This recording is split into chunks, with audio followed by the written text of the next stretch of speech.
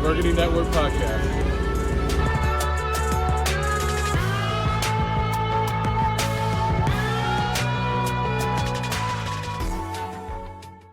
What's going on, everybody? Welcome back to the Burgundy Network podcast. It is good to be back. We have a lot of stuff to talk about, both good and bad. More bad than good, wouldn't you say, Brian? Yeah, more bad than good for sure. Unfortunately, it seems like it's always like that, but here we are once again. Yeah, it's funny because in the offseason, we're like, I can't wait till football starts because then we can finally talk about football. And here we are once again. But guys, like I said, this is the Burgundy Network podcast. I'm your host, Josh Taylor, joined by Brian Murphy in Atlanta, Georgia. Appreciate always having him on. And this is a Believe Podcast Network. And part of the Believe Podcast Network, we are presented by BetOnline, which I always enjoy because even though Washington's losing, I have something to watch for with all these bets going on around the league. And last week, there was a ton of bets that missed solely because of all the kicks that were missed. Mason Crosby missed like 5 field goals in one game. That's unheard of. He's one of the most sure kickers in the league too. He's a big name kicker. But guys, BetOnline is the number one source for all of your betting needs this season with a new updated website and more odds and props and contests going on. It is never too late to sign up on BetOnline. So head over to the website or use your mobile device to sign up today and receive a 50% welcome bonus to get in on all the action like we talked about. There's some interesting lines with the Kansas City matchup that we're going to talk about. But don't forget to use the promo code BELIEVE, that is BLEAV, to sign up and get that bonus. BetOnline, your online sports experts. And Brian, speaking of experts, we're not like coordinators or head coaches, or I wouldn't call us experts by any stretch, correct? Yeah, I'd like to think so sometimes, but no, we're not experts, no. But I'd say it doesn't take a genius to know that this Washington defense is so bad. It is, in a lot of categories, second worst in the league. We'll talk about who might be first in the league right now. The Chiefs not looking too hot in Kansas City. But this defense, let's just talk about the woes against the Saints, because there's not too much to say about that game. It was extremely disappointing on many sides of the ball. Like I said, there's very few highlights to even get from that game. But we have to talk about the woes on this secondary. And the one quote that really, I wouldn't say upset me, but kind of rubbed me wrong this week was Ron saying that out of the defense, he didn't think it was a bad game. It was 2 bad plays. He said 54 plays, the defense played well. They showed up, but those other 2 were just plays you can't have happen. Do you agree with that quote by Ron? Or are you kind of like, it's still not good enough? No, I mean it's like a car accident. I mean, you can go on a drive 55 times, but if the 56th and 57th are accidents, that's not good. I mean, that's not a good thing. And 2 huge bombs down the field are about as bad as you can get in the NFL. Guys running wide open on a Hail Mary, guys running wide open right down the middle of the field. So no, that's a bad way to look at it. I get what he's trying to say, that the defense played a little bit better, and maybe he's trying to motivate his guys, but it sounds silly because those 2 plays probably cost you the game, especially when you lose by 11 points.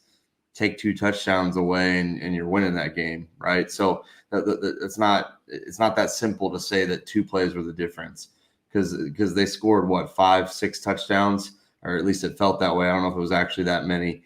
But no, that's not a good way to look at it, and that is frustrating to hear.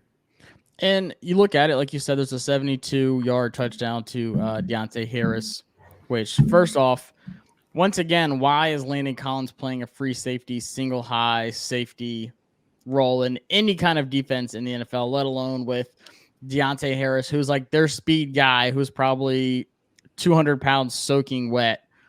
Complete mismatch on that busted coverage, 72-yard touchdown. And like you said, with the 49-yard Hail Mary, where the Washington defense just played jump if you're not a bum, and literally everybody just sat there like, oh, it's a Hail Mary. And speaking of quotes, another one that I think Landon Collins said is that we weren't expecting it. Like we were expecting them to throw like a little 10-yard route to like get in closer into field goal range with 8 seconds left.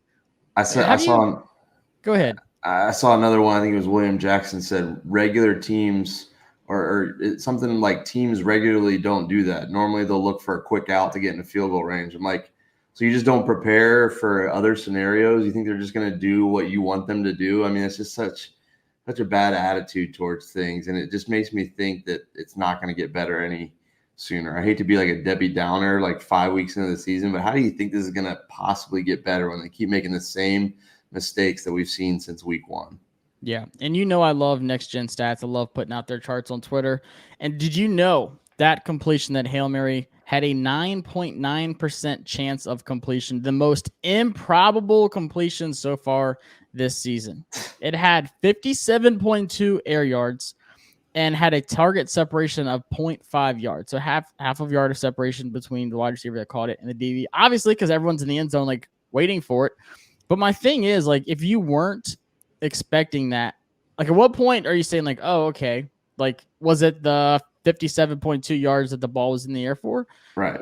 Like, how do you not know, like, to recover at least? And like, everyone was there. It's not like they were like wide open in the end zone. Like, people were there. Like, that excuse of we weren't expecting it has nothing to do with basic defense IQ of jump. Right. Instead, Landon Collins pushes Kendall Fuller like out of the way, and Cam Curl is like not even in the end zone yet. He's walking behind his wide receiver, just strolling, and it just the whole play just screams, we don't know what we're doing. And it reminded me of a fly ball to an outfielder. At a certain point, you realize you're not going to get there, which is fine, but go sprint to the wall. I mean, sprint as deep as you can and try to make up for it. I mean, sprint back there and try to hit somebody that's not your teammate.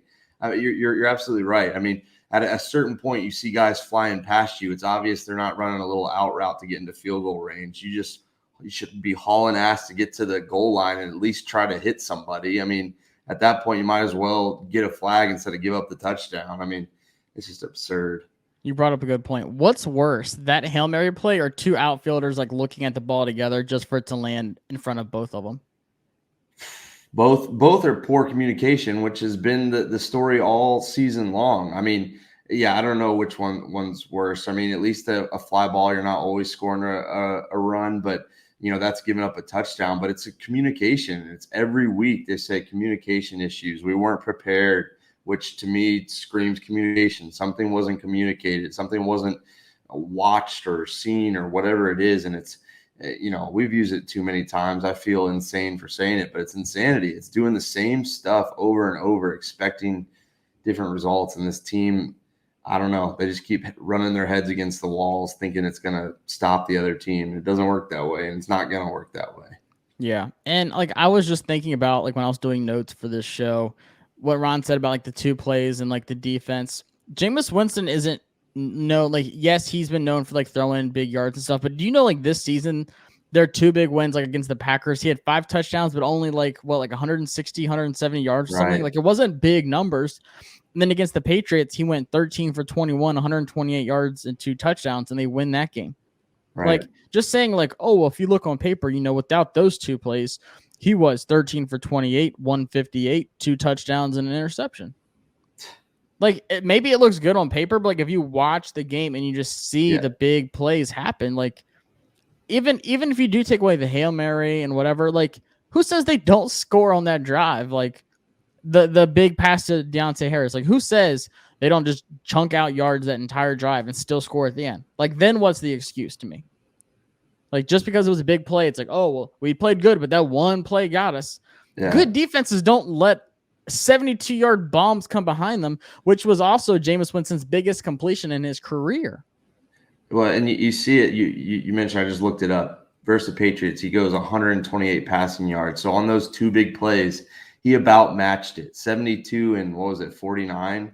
I mean, that puts like 121, I think, my quick math there. So for the rest of the game, he had to get 7 yards to match what he did against the Patriots. You're right. It's absurd. And it's been that way all year long. Josh Allen didn't look right in weeks 1 and 2, but week 3, right back at it. And it makes me, not nervous. It just kind of, I feel like I know what I expect on Sunday. Patrick Mahomes has been struggling, hasn't thrown this many interceptions. I think last week was the first time he lost by more than one score or something like that. He's going to come out and throw 5 touchdowns and be just fine. It's not going to matter who's out there. This defense is just so bad. They're a get right game for everybody, and I don't know when it's going to stop or what it's going to take, but they better figure it out. Yeah. And soon. And it's funny because like you see people like throwing out like suggestions and stuff like that.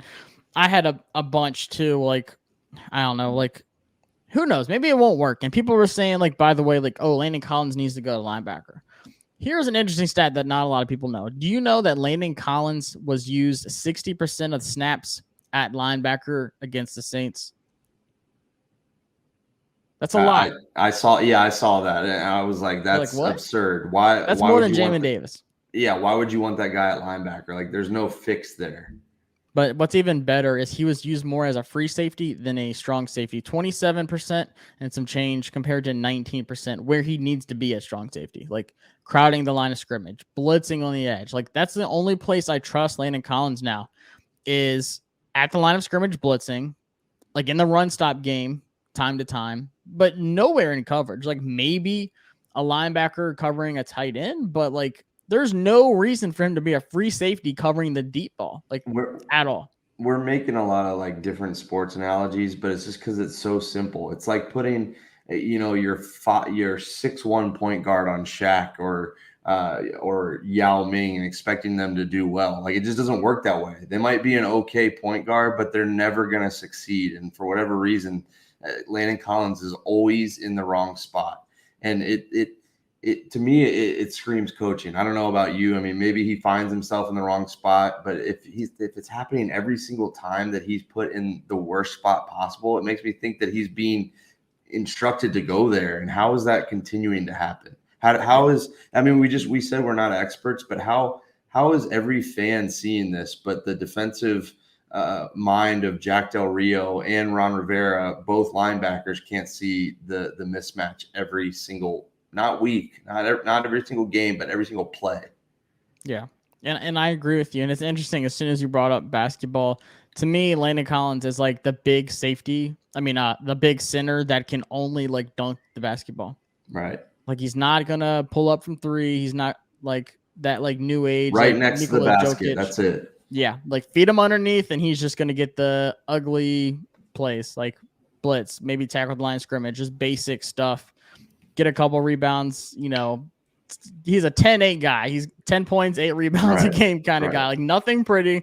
He's not going to be shooting threes. He's not going to be throwing out assists. He has a Ben Simmons shot chart. They're all like right outside of the rim, and that's it. You don't see him take farther than 6-foot shot. Yeah, and when he should pass it, he just hesitates. That was terrible. So this is what I said I think needs to happen. And I said Washington needs to play more base D because I haven't seen any of it, which does take 3 linebackers, which people are like, oh, well, we just lost, Bostic. Like, we're down linebackers now. But do you know that Washington has not played their base defense since week 3, by the way? They've used sub-package more than anything. And that's what Ron said is the reason why Jamin Davis isn't getting snaps. Well, it's scheme. Well, it's matchups. Jamin Davis doesn't fit on those sub packages we're doing. Like Landon Collins is playing the linebacker role for Jamin Davis. Like, why? Cole Holcomb plays all the time. Like, Jamin Davis needs to be playing the same amount as Cole Holcomb. Like, you want those two guys on the same page, right? Yeah, absolutely. And it's pretty simply put that shows that Washington is allowing the offense to dictate what they're doing instead of their defense putting their foot down at any point. You keep switching out of packages to try and match up with the offense. Why don't you make the offense match up with you and block your guys? I mean, it just sounds like they're just so passive and they're just so it's just so vanilla and not good. And you're right. I mean, sometimes it's just simple enough to play your base D and get your best guys out there. And it just seems like they're not doing that at any level on the defensive side of the ball. You want to know the best part about this is with the sub package galore that we've had, 5 DBs have been used on 89% of snaps. And we are still getting burned in the secondary. You literally have as many DBs almost as possible without playing like 3 safeties, like 3 corners in a snap. And it's still not working. So like what kind of solution is, like, to me, it's just guys aren't where they need to be. You're trying to get too cute with things. Like you're talking about miscommunications and all this. You see Landon Collins before the play, like they're all talking. They're like, what's going on before that long touchdown pass to Deontay Harris. But yet you want to do some packages. You want to, mix things up. You want to rotate guys in and out and stuff like that. For me, I said that St. Juice needs to play full-time on the outside. I don't think Kendall Fuller can handle that. He needs to go back to free safety like he did a lot at Kansas City, and he actually played really well there. I think he's a slot nickel corner or a free safety kind of guy. I don't think he can handle that cushion he's giving these wide receivers. Right. I mean, it's free 10 yards every single play. So I want to see him go back to free safety. Now, when we do play nickel, I think Kendall should move up to that slot role and then bring in a guy like Reeves, who we haven't seen yet, or Forrest is coming back hopefully in the next week or two. Put him back there at free safety, not Landon Collins, because he can't cover, and he's shown that. What I like about this is that it's actual change. Like, I mean, what do you have to lose? You can't get any worse. No, we're second last in the league in points and passing yards allowed. It's like, and you're playing 32, so it's not like you can get much worse, and you're gonna see the worst out there. I mean, you might as well try something, throw something different at them, at least confuse them for one play, because throwing out what they're doing, same thing every time, is not gonna work. So I like it. I like the idea to switch something up. Give them a look that they haven't seen, because every look that they have seen has been absolutely terrible. Yeah, and I said Cam Curl needs to start at strong safety. Like, I'm okay with Landon Collins having the same amount of snaps as Jamin Davis, which was 13, by the way. Yeah, rotate in and be a rotational player. I mean, you're hurting the team when you're out there. He was out there, I think, for every snap, which is absurd. Yeah. I don't mind him being like near the line of scrimmage, showing blitz, maybe backing up and like playing the line like a contain, or like I said, covering tight end, something like that. But I do not want him 20, 30 yards, away from the line of scrimmage. Like, I want him as close to it as possible so he doesn't have to cover so much ground. Like, we saw him blitz really well, like the last few seasons. Had like a strip sack last year. I forgot who it was. The game he got hurt. Yeah, I think it was the Cowboys. Yeah. Yeah. So like feed his strengths. Don't say, okay, Landon, we see what you're really good at, but we're going to put you as far away from that as possible. And just, that you're going to give up one big play every game, but it's okay. It's just one big play that they score a touchdown on religiously. But 2021 defensive stats for Washington football team: scoring 31st, point differential 25th, yardage differential 26th, opposing QBR, we are 28th in the league. And like I said, Pat Mahomes is coming. Passing yards 28th in the league. Sack percent 27th, third down conversion 31st. I don't know who's 32nd, but they must suck, because our third down defense is terrible. It's a little bit better against the Saints. I think they're like 4 for 11 or something like that. So I guarantee we were last until this game. And then pass touchdown percentage, we are 31st in the league. So like bottom 6 in every single possible category and bottom 3 in most of them. So like, to me, like, and Ron said he's not making any changes, whether it's schemes, whether it's players, coordinators. Like, I'm not saying fire Del Rio, but I'm just saying, like, try something different. Say, this isn't working. Let's be creative. Let's think outside the box. And maybe being creative is just going back to basics. Right. Going back to that base defense. I don't care if Khalil Hudson had 3 snaps on Sunday. If you have to put Jamin Davis at middle linebacker and him at will to be in the base defense, so be it. Like, at least try it, because you're not doing it. 11% of snaps in the entire season have been base defense. And for me, that's just not good enough. And I don't understand how you can give up 4 touchdowns to Jameis Winston. I mean, you did force 2 turnovers. Your first turnovers you forced since week 1, I believe. Yeah. And then the week before, you give up 4 touchdowns to Matt Ryan, 5 total touchdowns to Josh Allen, but you're not going to change anything. I mean, how does that make sense? And how does that not stop people from attacking you over and over and over again? Like, I would be shocked if Patrick Mahomes doesn't have at least 3 touchdowns. And I really, I'm not the gambler out of the 2 of us, but I really would bet the over. I would say at least 4, pushing 5. Like, how can you not expect that? Yeah, even if Tyreek Hill wasn't playing. It's going to be McCole Hardman. It's going to be Pringles, whatever his name is. Whoever it is, it doesn't matter. Kelsey, he'll eat 3 by himself easily. But no, I agree with you. And shout out to Jonathan Allen, by the way, who calls the 1 interception. He pushed the guard back and he stepped on Jameis Winston's foot, because I was like, holy crap, that was a bad pass. But then I saw why. And rightly, we're talking about the linebackers and the secondary. I think the defensive line finally started to get some push. So it's not all totally negative. That's an encouraging sign. But you can get a push all you want if a receiver's open. A quarterback can find a guy, even with a guy in his face, which is all Jameis Winston had to do. He just had to find the open guy, even if he only had a couple of seconds.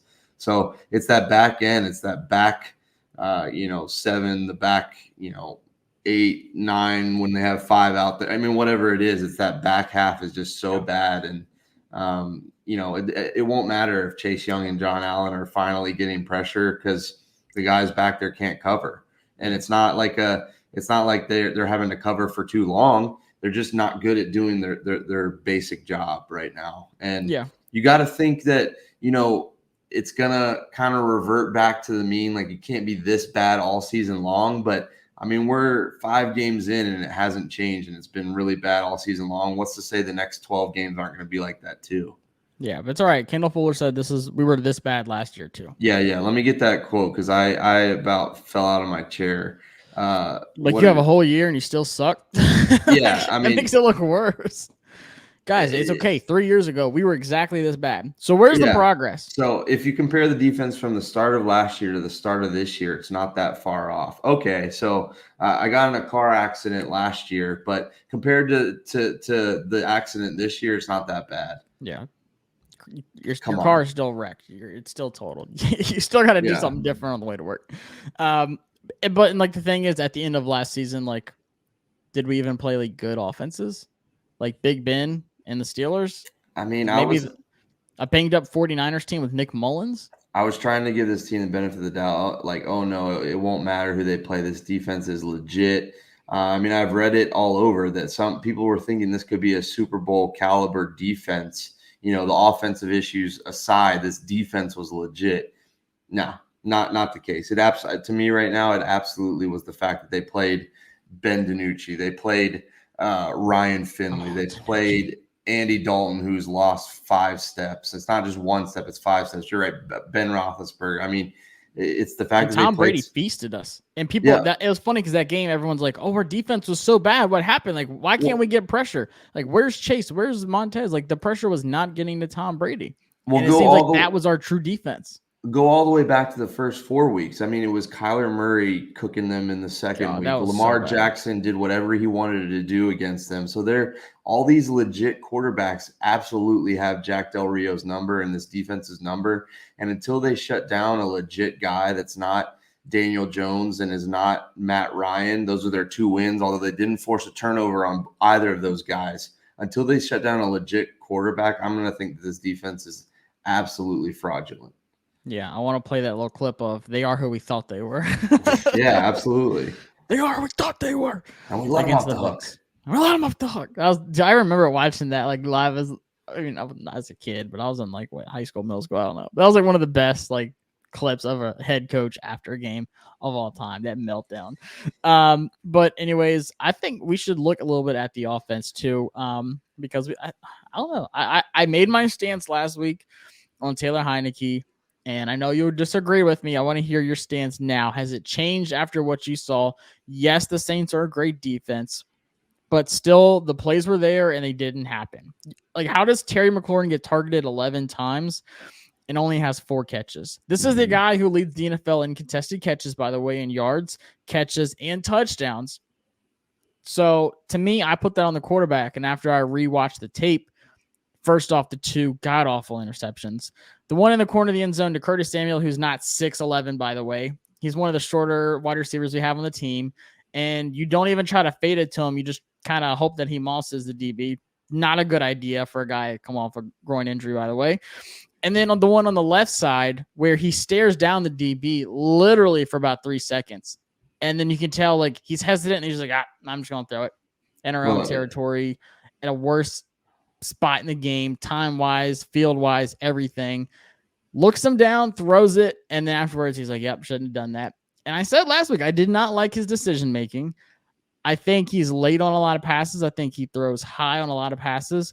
But then I also don't think he has the arm strength to get it there when he needs to. Terry's open. He gets that split second of being open. And then the ball gets there like 3 seconds after that, and then it's broken up. It's intercepted.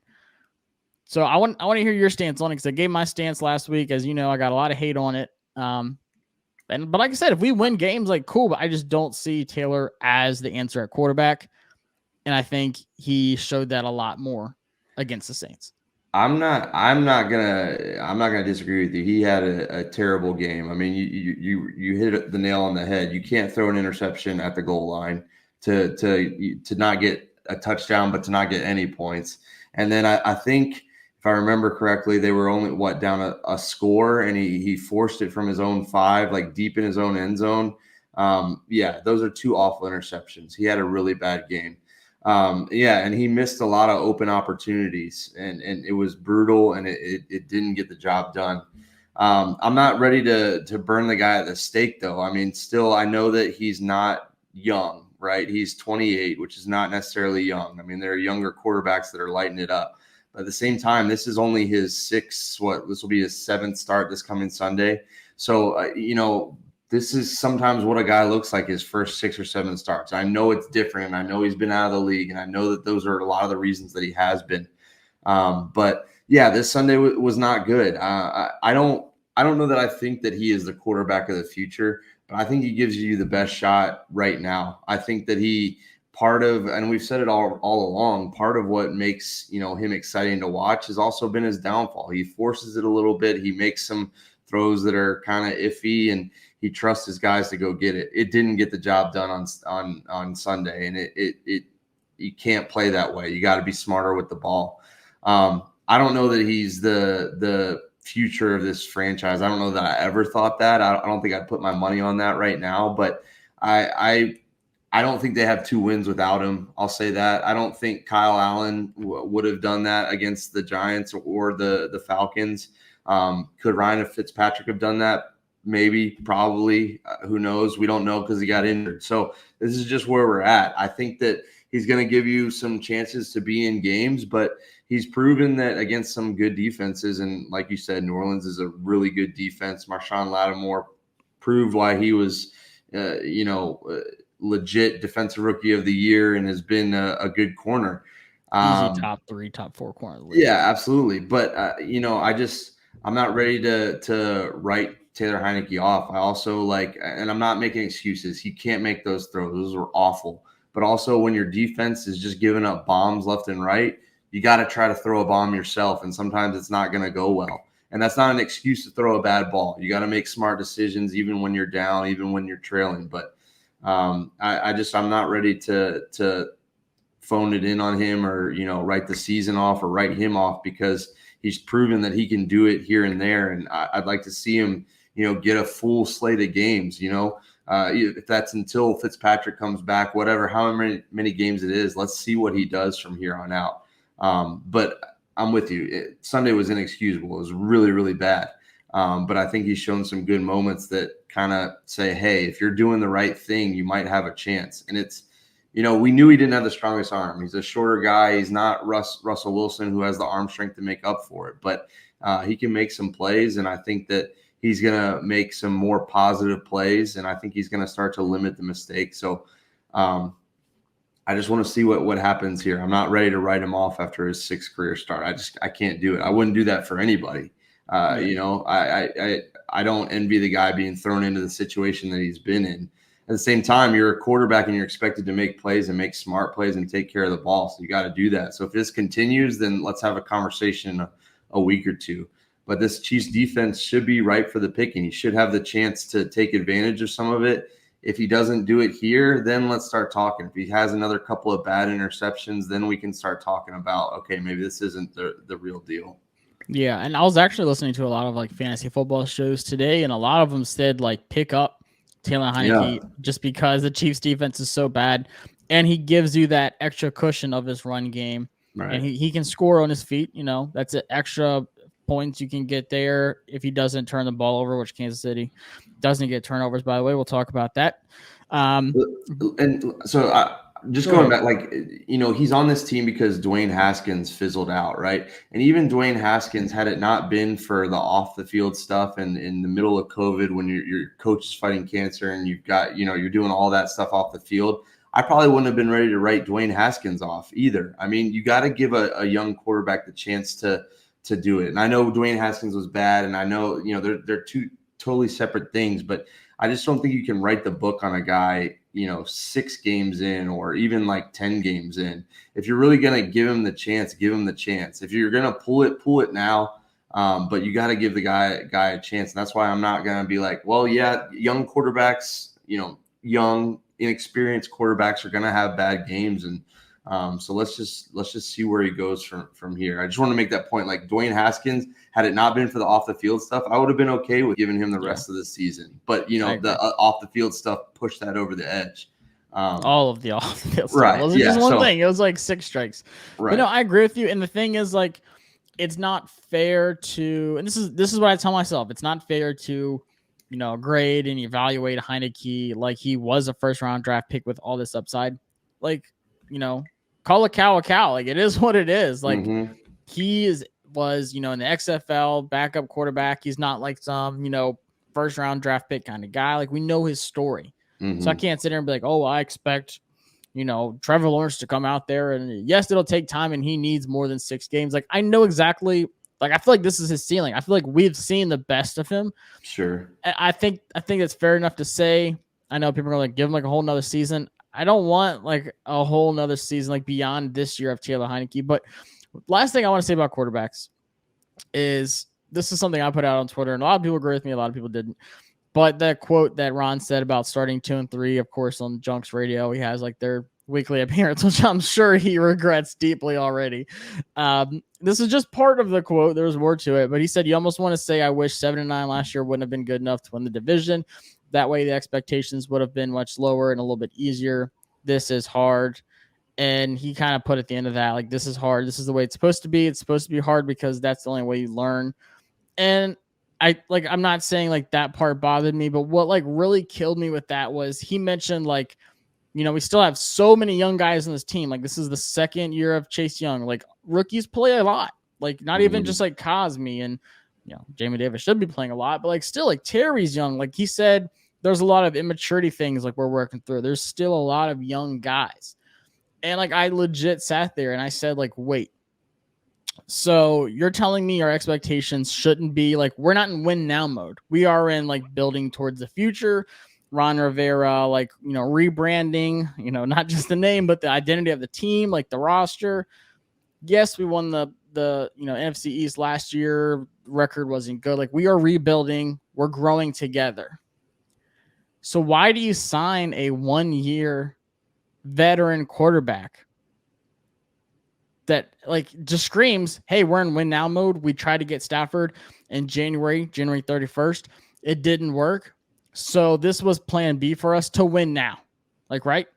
If like, to me, if we're growing, we're aiming for the future, we're learning together, we're growing as like this young core, why do you not go get your quarterback last season? Like, why don't you get Fields, like trade up, get Mac Jones, either of them? I hear you, but at the same time, you also got to have somebody. It's not just like, oh, let me go get whatever quarterback I want, right? It's not like Madden where you can, you know, force a trade through. And there, you know, it sounds like they did want to go all in Stafford, and maybe the goals change if you have a guy like Stafford. They missed, right, in January. That's fine though, but like, you might have to readjust your goals. If you have Stafford in mind, you might have to readjust your goals. But let me ask you, like, I get what you're saying, but is Justin Fields going to make this team 4-1 as opposed to 2-3? Like, I don't think a rookie quarterback right now is the answer. But I would much rather be 2-3 with a Justin Fields of the future than a 2-3 with a Taylor Heineke or Ryan Fitzpatrick. Because we have something to work towards. After this season, we're like, well, Fitzpatrick's gone. Who's our quarterback now? But I hear, but like a Matthew Stafford can make up for a lot of the deficiencies. Whereas maybe when you don't get Matthew Stafford, you realize, okay, a lot of these holes are going to be exposed. We need to pivot a little bit, and that's why you get a Ryan Fitzpatrick as you continue to build around it. I think that, you know, he's not going to ever share what the plans were. I'm sure they have a plan A, B, C, you know, detailed plan. They want to. I think that the plans change when certain things fell through, and that's okay. But I mean, I don't know. I don't know that you trade up to go get a rookie quarterback and then you have all these holes all over, and then you're going into year 2, year 3 of whatever this rookie quarterback is, and then all of a sudden you have a hole on whatever, wherever the hole becomes. Like I don't know. I think that Matthew Stafford was this ultimate goal, and he's one of those quarterbacks that can cover up a lot. But when that doesn't happen, you have to pivot a little bit. And maybe it made him realize, you know what, we're not in a win now mode. Maybe it moved, maybe, and it sounds crazy, maybe the goal moved from January to July or January to April, whatever it is. I don't, it sounds so easy to go get your quarterback, but you need a trade partner. You need the guy to want to come there. You know, if it's a free agent, you need the team ahead of you in the draft to want to trade to you. I mean, there's a lot of factors into it where it's just, there's a little bit more to me than to just go get your quarterback. I agree. There's a lot of things in that you just said, you know, trade partners. The people that moved around the first round were in division guys, you know, right? Eagles, Cowboys, so on, whatever. Eagles moving with the Dolphins, you know, draft day, there was trades going around for Micah Parsons, so on. I agree with you on that. I'll say last year was hands down the best quarterback class we've had in a long time. So if you can't find a guy in that class, like we need different scouts. Sure. I feel like you should be able to find something there. And I agree with you. January 31st, we did go after Matt Stafford. Didn't work out. First off, he didn't want to be here. Second off, we couldn't match what the Rams were going to offer. Completely understand. First off, I'd rather go out in LA with McVay. Anyways, regardless of what they, you know, trade offer. If you're Matt Stafford, you don't care what the trade offer was. You don't want to come to Washington. And then but for me, I feel like Fitzpatrick as the answer and Stafford as the answer can be like the same. Like if we get Stafford, like we're in win now mode. Like that screams we're going for the Super Bowl. Like, right? Well, yeah. Well, and who's to say that, you know, 10 minutes into the second quarter or whatever, week 1, when Fitzpatrick goes down, that the goal then doesn't shift a little bit, that it makes you realize, you know what, we had this veteran quarterback who could, you know, Fitzpatrick, okay, sure, is a lesser version of Stafford's, been around, has won a couple of games, knows what it takes to be successful, to stay in the league. Maybe things pivot there too. And then all of a sudden you do have Taylor Heineke, which you're not expecting Taylor Heineke to touch the field all season long if things go the way you're expecting. I just think things can pivot. And then maybe Ron is trying to be transparent, but maybe it's kind of doing himself and the team a disservice. Like, I appreciate the transparency. I think he's saying, yes, there are growing pains. Okay, well, I would much rather them say, guys, we went after Fitzpatrick for 1 year because we won the NFC East and we feel like this team's good enough to do it again. But by God, he went down and our goals changed. Instead, he said, who said we're going to win the NFC East again? Like, who said we're trying to win now? Like, we are growing. Like, we have immaturity issues. You have the oldest quarterback in the NFL. I hear you. So, like, I would much rather him been like, look, guys, this is what we tried. No one knew Ryan Fitzpatrick was going to go down. The most durable quarterback in NFL history goes down first game on his new team. I would much rather them said, because you have Terry McLaurin, you're trying to lock in. That's the first move next season. You have 4 guys in the D line who you're trying to keep together. Not everyone's going to be able to get paid. So you have this window of like 2 or 3 years. And we know it takes one solid year. I mean, look at Josh Allen. It took him 2 years to become this MVP caliber. First 2 seasons, everyone's like, gosh, this guy sucks. It took this growing pains. You wasted 1 year of this D-line, Terry McLaurin, all these other guys you have here on a Ryan Fitzpatrick turning into a Taylor Heineke season. I'm just saying I would much rather have been like, guys, yes, we were in win now mode. But no doubt we're in win now mode. No, we were favorites to win the NFC East. Like, we were getting hyped up all off season. We wanted to win the NFC East, and there's a wrench thrown in the plans, and now we're trying to adjust to it. Absolutely. But I think it's a little bit of coach speak, because I mean, Bill Belichick's not going to say, "Oh, our first plan was to get Tom Brady back. Like, we want Tom Brady to be here right now." He of course is going to say, "Well, Cam Newton was our choice all along." You know, the coaches say that kind of thing. So I totally get where you're coming from, and that's what I mean. Like, he's trying to be transparent, and maybe he is kind of fudging the truth and kind of shifting it to where they are right now, but I think he's kind of doing himself a disservice. I'm with you. I'd almost rather he just don't say anything. Cancel your weekly appearances and go figure out what the issue is. Like, don't say anything. Be about it. But it's got to be. You know, I don't feel bad for NFL coaches. I mean, that's a dream job for a lot of guys. But it's got to be tough when it seems like, you know, Plan A falls through. Plan B looks to be pretty solid, and then Plan B breaks his hip. I mean, you know, that's not an enviable place to be. But you're right. You gotta figure it out. And you know, there are plenty of instances where guys have overcome that and gone on to be successful. So he's got to figure it out. And you know, it'll be interesting to see. I still believe in Ron. I think he's a good coach. Oh yeah, I've seen a lot of fans Ron. turn on him already, but you know, you got to let it breathe a little bit. You know, this is a tough thing to do. I agree, but like that just rubbed me the wrong way. Like going back to this offseason of wanting that franchise quarterback finally, and like we're still in that same boat. But I will say real quick before we talk about the Chiefs briefly, Bill Belichick probably didn't expect Tom to leave. That was a huge wrench. All of us were like, "What? Tom Brady leaving to the Tampa Bay?" He had to go 1 year of Cam Newton, which is okay, former MVP, good little stopgap guy. But sure enough, that next season, he got his new Tom Brady with Mac Jones. He had the most active free agency in the NFL, by the way, building that team up because he didn't want to say like, oh, we're going to rebuild. He wanted to just keep hitting the ground running. That's why he's one of the best coaches of all time. So to me, that no more excuses. In February, you better have a plan to figure it out, and you better move heaven and earth. I'm with you. This time next year, if he hasn't done that and we're with a journeyman quarterback or a Kyle Allen as our opening day starter, that's when I'll get frustrated. But next year, there's no question. Exactly. I'm right with you. And if you're against Ron and stuff already, that's just nuts. If you made it this far and been through everything as a Washington fan, and this is what's setting you over like against Ron, then like take a look. Take a look in the mirror, pal. Yeah. Anyways, let's talk about the Chiefs the last like 10 minutes of the show because their defense is worse than us, which is kind of a green light. I mean, did you see Tyrann Mathieu getting so mad at Sorensen? It felt like I was watching Washington. I mean, you know, at least Mathieu is good and he's a baller, but just seeing a safety kind of just like gaping at a guy wide open, I felt like I was watching Washington. Yeah. So like Sorensen, I can't wait. Like I agree with all the fantasy guys. I think that first off, Terry McLaurin is a great choice this week.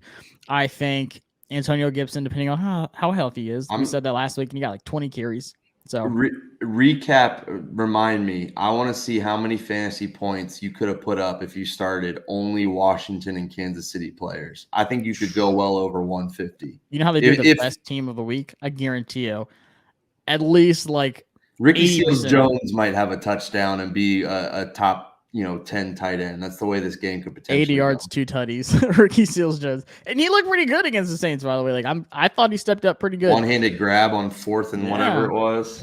Sheesh. It looked good. But yeah, Terry, speaking of our little vet journeyman slot receiver Humphreys blew up. Had like 3 catches for like 60-something yards, 7 yards, which is unheard of. So he might be another little low-key option because they can't cover nothing underneath either. But for the Kansas City Chiefs, looking at the injury report, Tyreek Hill didn't practice because of his quad. Of course, Clyde Edwards-Helaire, who they drafted in the first round for whatever reason, is on IR. He's out. I don't know what their running back game is going to look like. They don't use it anyways. So like Pat Mahomes over 30 passing attempts. I'm putting that in my same game parlay. I'm going to do over 35 just to add a little bit of juice to a steak. Chris Jones, one of the better defensive tackles in the league. Wrist did not practice. And then Joe Thunning, don't drop that fractured hand guard for Pat Mahomes. He might be running around a little bit if he doesn't play. So D-line, this is your game. Offense, this is your game. And it's interesting because I look at the line, like I talked about, it's a little bit juicy. It's bounced from 7.5 to 7 to like 6.5. It's changing like every day. Do you think that Washington can like score enough points to where you're like, okay, that's kind of reasonable just because their defense is that bad? I think they should be able to. I see this going one of two ways. I think this somehow Washington keeps it close and loses a heartbreaker when they've been expected to be blown out all season long, or I just see the Chiefs having their way and somehow their defense gets right and it shuts down Washington. But I'd like to think that, it is a shootout and that is the way Washington keeps it close. Maybe it's not like they're neck and neck, but they're down by 10 for most of the game and they, hit a late touchdown or something, or down by 14 and hit a late touchdown. So it's really confusing to me. I don't see how Kansas City doesn't dominate this game just based on how good their offense should be. I understand they're struggling, but with how bad Washington's defense has been, with how good Kansas City's offense can be, like I don't understand how Washington keeps this within 7, but Vegas knows better than everybody. So it's very intriguing to me how they think this is going to be a touchdown game. I have something wild for you. Did you know the most prolific offense in NFL history was the 2000 Rams, who averaged 7 exactly yards per play. I saw this stat. That's crazy. Yeah. The Chiefs' defense is so bad this year. They allow 7.1 yards per play. They're making every offense look like the best offense in Of NFL all history, is what you're saying. They're statistically having the worst defensive performance so far this season in NFL history. Which Hammer says the a lot. over, I guess. That's what I'm saying, which was 56, by the way. Yeah, over 56. Absolutely. I would pound that. So I thought that was nuts. The last 13 quarters, the Chiefs offense has 11 turnovers. So defense, once again, get right. Their defense has 0 turnovers the last 13 quarters. That makes me nervous. I feel like they're ripe for a pick Tyrann or two Matthew, here. 3 pick. Little I know. hat trick. That's really that's what I picture. Like all of a sudden, this defense looks all world too. It'd be awful. So, like I said, but like, can Washington actually score enough to make this close? But then, is it going to come down to like which quarterback can put a team on their back and win the game? Can Taylor do it against a terrible defense? I feel like yes. Like I feel like, as harsh as I've been on Taylor Heineke, I feel like he could go against this Chiefs defense, ball out. People are going to hop back on the Heineke train. I'm not going to jump on yet, but I could see him a pylon dive in the fourth quarter to win this game. Like I could see that. Well, you're right, and this defense is really bad. It's more up there with the Falcons, who he was able to do that against. But if he's able to do that, let's just say in a dream world, he dives for the pylon, they win in the last minute. To go. But it's going to look way better because it's the Chiefs, and the Chiefs could be 0-5, but with Patrick Mahomes and Andy Reid, a win against them feels like you beat an undefeated team. So you're absolutely right. It's going to be absurd if they somehow pull this out. I don't think that happens, but you're absolutely right. It could change the narrative, and it would be really nice to see, to get back excited and see some excitement, even if it might be short-lived and it might not be against it might be deceptive, let's say. Yeah, and like you mentioned earlier, Pat Mahomes, 135 for 195 this season, 1,490 yards this season, 1,490 yards, 16 touchdowns, and 6 interceptions and 7 sacks. That's the most interceptions he's had at this point in the season in his career. So, like, for me, it's like, can the defense do enough? Like, obviously, we know this is just going to be like a hot knife just cutting through butter over and over and over. Like, every offensive possession should be just touchdown, touchdown, touchdown, field goal, touchdown. Like, there's a lot of points in this game. But can Washington's defense do enough to get an extra possession to score? Can they get that turnover? Can they strip sack like Mahomes? Or is Mahomes going to do what he does in the Super Bowl? Is he going to make upside down and like throw it to like Kelsey, who catches it with his like feet? Like that just screams the Chiefs against this kind of defense that we have. Yeah. So like for me, it's like, can Washington finally just like wake up?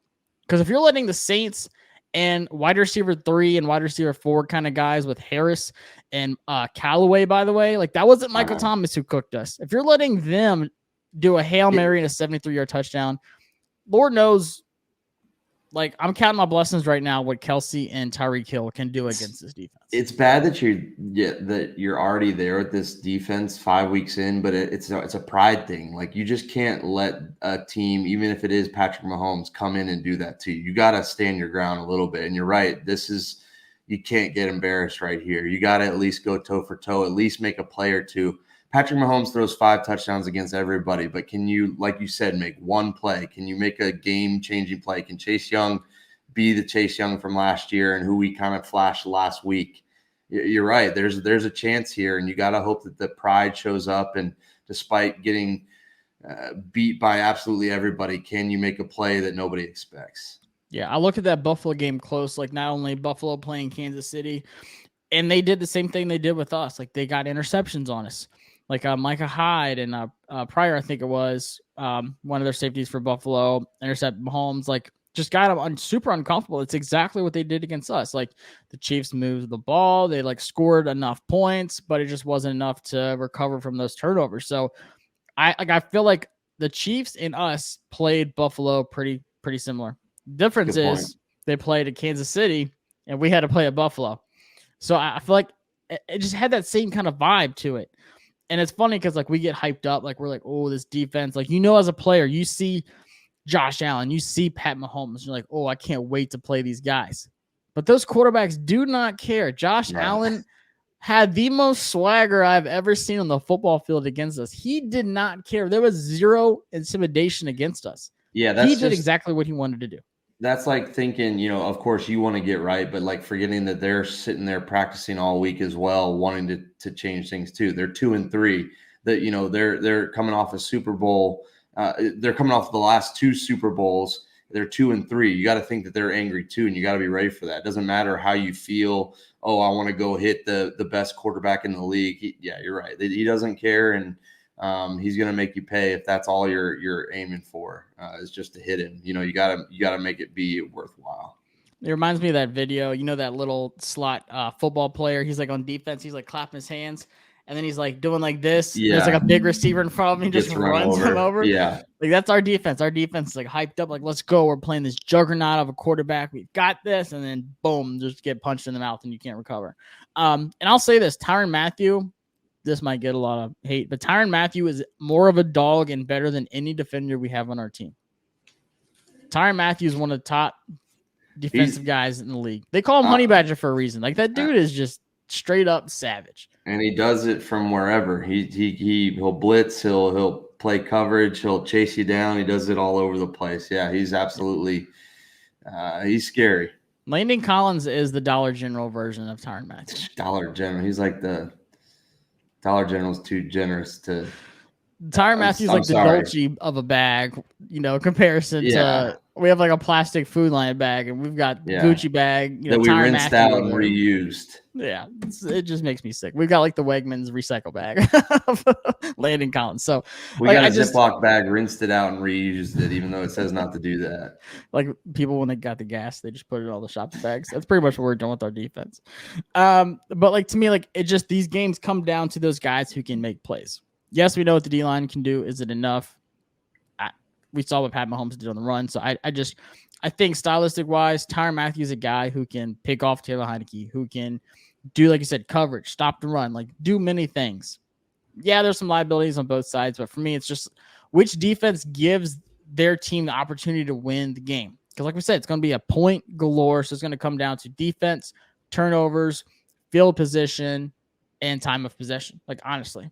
This is just like playing Madden on rookie mode for like both guys. We're just going back and forth, just scoring. So I want to ask you, we'll get some Monday headlines real quick, but who do you think on both sides of the ball is like the difference maker? Like obviously we could say Pat Mahomes, Taylor Heinicke, but like after you watch this game, there's always like that one play that someone made, whether it's Callaway, whether it's Deontay Harris, that big play. Who could be that guy for Washington? So an unsung guy or just anybody? Let's go off the radar. Okay, I think for Washington, you said I think it's one of those receivers that doesn't get talked about. When we talk about Terry, we talk about what Curtis Samuel could bring, but I think it's like a De'Ami Brown making a big play when everybody's focusing on Terry or something, or if De'Ami Brown plays. But an Adam Humphries, one of those other receivers that comes out and makes a huge catch or scores a big touchdown. It kind of seems like you're right. All the big time players are going to be out there. They're going to be showing off and showing up. Is another guy, a role guy. We already mentioned Ricky Seals-Jones. Somebody like that, pass catcher, makes a play that could change this. I think J.D. McKissic has another big play this week. I just feel it in my bones. For whatever reason, I tweeted it. He has like the 2 biggest plays of the season. That wheel route that got us in position to score at the end of the Giants game. And then obviously the touchdown against the Falcons, but only had like 2 or 3 touches all last game for whatever reason. I think J.D. McKissic has another big play. And then for the Chiefs, you mentioned Hardman. He's one of the fastest wide receivers in the league. That dude is a beast. If we're getting burned with Landon Collins in the backfield with Deontay Harris, Mecole Hardman's one of those guys. I remember watching him at Georgia down there in your neck of the woods. And that dude was just all over the place, gave Alabama fits all the time. So let me ask you, what's your prediction? Monday headlines. What are we looking at? I think the Chiefs end up winning this game by somewhere between 6 and 13. I think it's, one of those games where Washington might make it a little bit closer at the end, where they just needed one more play and they couldn't get it. Patrick Mahomes just scored one more time and they couldn't get a stop, that kind of thing.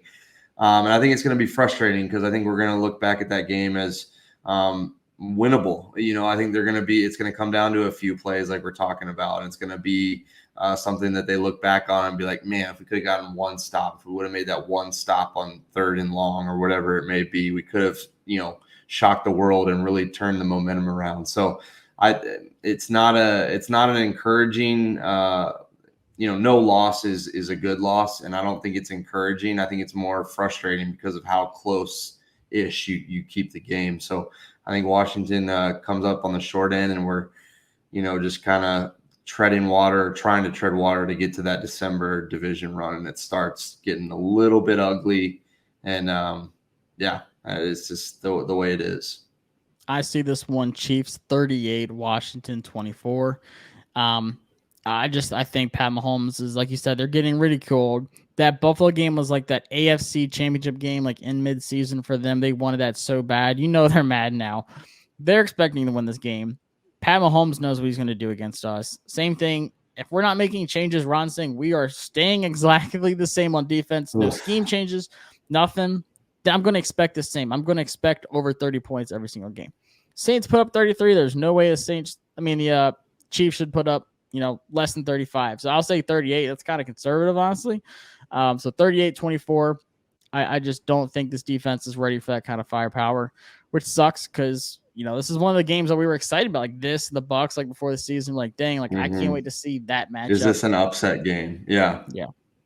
And now we're just like, it feels like we're gonna leave upset. that's the only kind of game. But guys, appreciate it. We've been a little bit busy with schedules and everything, so we kind of missed out on the episode last week. But we're gonna keep things rolling and we're hoping to win this game. Yeah, absolutely. Just got to be realistic as well, though. Yeah. And we just completely skipped out on all the email stuff, the Dan Snyder stuff. Like, there's no reason to even talk about it. Let's just talk about on the field. On the field. I would just love to talk about the football team on the field and not all the stuff around it. So, yeah, I'd like to keep it that way. So it's at least a distraction. That's an off-season topic as long as it doesn't continue to blow up. Yeah, that's one thing I said.